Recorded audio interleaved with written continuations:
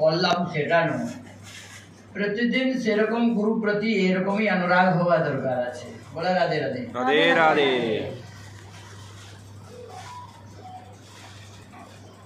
ভগবানের শ্রী চরণ যত ধাম, তার মধ্যে শ্রেষ্ঠ গোলক বৃন্দাবন ধাম।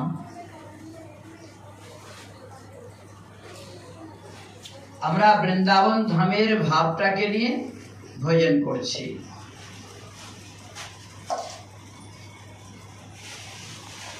গুরু পাদ পদ্মে এসেছি, হরিনাম দীক্ষা হলো, ভজনটাকে আমি কতটুকু রাখতে পারি সেটা আমাকে নিজে দেখতে হবে। প্রেম ভক্তি যা হইতে अविद्या विनाश हो जाते। एवरीडे कीर्तन करो তোমরা, एवरीडे रोज कीर्तन চলছে কি আমার কি অন্তরঙ্গে প্রেম ভক্তি জাগ্রত হলো কি? যত পর্যন্ত প্রেম ভক্তি যদি না হবে আমার অন্তরঙ্গে অবিদ্যা যাবে না। অবিদ্যা কাকে বলা হয়? মায়েরা সব মাথায় কাপড় দাও।